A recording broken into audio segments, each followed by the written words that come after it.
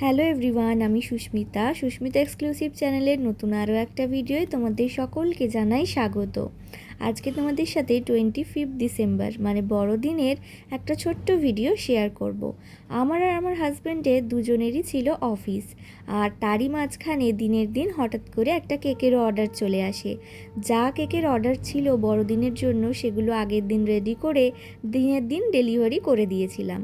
কিন্তু এই কেকের অর্ডারটা আসার জন্য অফিস থেকে এসে কেকটা রেডি করে ডেলিভারি দিতে দিতে আমাদের প্রায় অনেকটাই দেরি হয়ে যায়।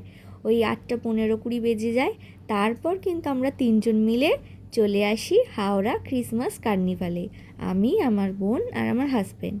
তো এখানে এসে দেখি খুব সুন্দর লাইটিং দিয়েছে, আগের বছরের থেকেও সুন্দর ডেকোরেশন, তার সাথে প্রচুর মানুষের ভিড়।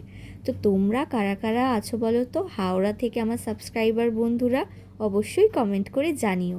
হাওড়াতে যারা থাকো তারা কিন্তু অবশ্যই হাওড়া ক্রিসমাস কার্নিভালে ঘুরে যেও। 23 তারিখ থেকে শুরু হয়ে গেছে। আর ডুমুরজলা হোমিওপ্যাথিক যে হসপিটালটা আছে তারই কিন্তু অপোজিটে হাওড়া ইকো পার্ক, সেখানেই কিন্তু এই হাওড়া ক্রিসমাস কার্নিভালটা হচ্ছে। আর পাশে রয়েছে হাওড়া শিবাজি সংঘ। তো 23 তারিখ থেকে শুরু হয়ে 1 তারিখ অবধি চলবে আশা করছি, আমি ঠিক সঠিক জানি না যে কতদিন চলবে। তো তারই মাঝখানে তোমরা কিন্তু ঘুরে যেও, 1 তারিখ অবধি অবশ্যই হবে। কি সুন্দর লাইটিং দিয়েছে বলো, চারিপাশটা ঘুরে কিছু রাইডস চড়বো ভেবেছিলাম, কিন্তু এতই ভিড়, এত লাইন রাইডসগুলোর ওখানে, সেই জন্য আর রাইডস চড়া হলো না। আর ওদিকে ঘড়িতে দেখতে দেখতে 9টাও বেজে গেল কিছু ফটো ভিডিও তুলতে তুলতে। আর ওদিকে দেখি রাঘব চ্যাটার্জি এসছে, সিঙ্গার। তো উনি কিন্তু এসেই গান একটা স্টার্ট করে দিয়েছিলেন, তো সেই জন্য এত মানুষের ভিড়ও জমে গেছে।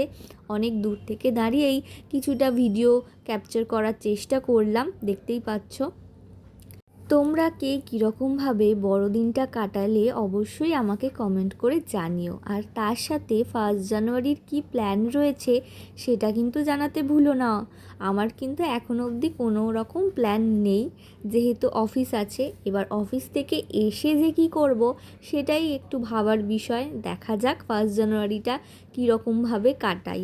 তো এখানে কিন্তু দেখো এত সুন্দর সুন্দর ডেকোরেশন কিছু করেছিল, সেখানেও কিন্তু মানুষ দাঁড়িয়ে ফটো তুলছিল। অনেকক্ষণ পর ফাঁকা পেয়ে একটু ভিডিও তুললাম। আর বাইরে ছোটদের জন্য এইসব জিনিসও পাওয়া যাচ্ছিল। এই বাইরেটা লাইটিংয়ের টানেলটা দেখতে কি দারুণ লাগছিল দেখো। তো এখন ঘড়িতে বেজে গেছে প্রায় 9:30, সেই জন্য আমরা আস্তে আস্তে হাঁটতে হাঁটতে এবার বাড়ির দিকে যাচ্ছি। আজকের মতো ভিডিওটা এখানেই শেষ করলাম। বাই বাই, সবাই ভালো থেকো।